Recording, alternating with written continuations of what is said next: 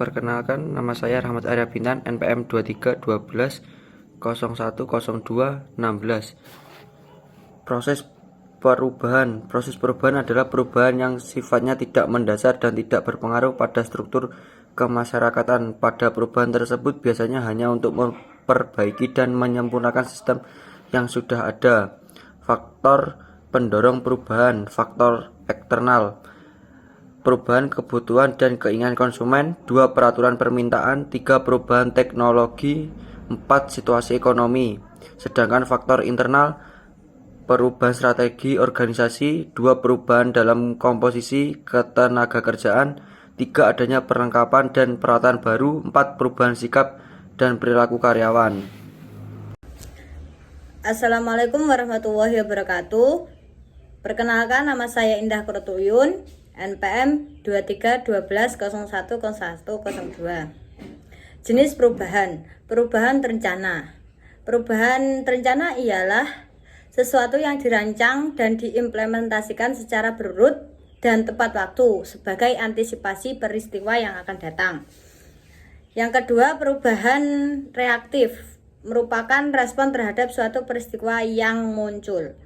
Sedangkan jenis-jenis perubahan itu ada 3. Perubahan struktur, perubahan teknologi, perubahan personal. Sekian, wassalamualaikum warahmatullahi wabarakatuh. Kenalkan, nama saya Santono Rahman, NPM 2312010206. Jenis perubahan secara umum terdapat 2 jenis perubahan terencana dan perubahan reaktif. Perubahan terencana, perubahannya dirancang dan diimplementasikan secara berurutan dan tepat waktu sebagai antisipasi peristiwa masa depan. Perubahan reaktif merupakan respon terhadap suatu peristiwa yang muncul.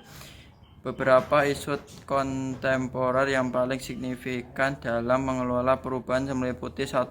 Bertahan agar tidak berubah, 2. Penyelarasan budaya, 3. Kompleksitas organisasi, 4. Kurangnya sumber daya, 5. Sosial organisasi, 6. Perlawanan dari manajemen senior, 7. Merangkul perubahan teknologi, 8. Membangun perubahan budaya. Perkenalkan, nama saya Yuro Devan Servino, NPM 2312010-135. Beberapa isu kontemporer yang paling signifikan dalam mengelola perubahan meliputi 1. Bertahan agar tidak berubah, 2. Penyelarasan budaya, 3. Kompleksitas organisasi, 4. Kurangnya sumber daya, 5. Sila organisasi, 6. Perlawanan dari manajemen senior, 7. Merangkul perubahan teknologi, 8. Membangun perubahan budaya. Stimulasi inovasi. Stimulasi inovasi adalah sebuah model sistem merupakan perlakuan atau treatment yang dilakukan kepada kelompok pengrajin untuk mendapatkan keluaran yang kehendaki. Perkenalkan, nama saya Nura Waidatur Rahma, NPM 2312010203. Pengertian inovasi dan perubahan. Pengertian inovasi adalah perubahan yang diusahakan kebanyakan oleh pemerintah dengan sengaja dipaksa dan dipimpin oleh orang yang ingin memperluas pengaruh dan kuasa mereka.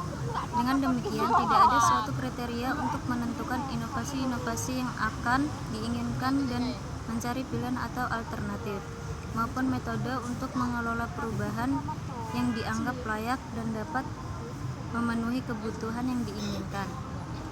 Stimulasi inovasi. 1.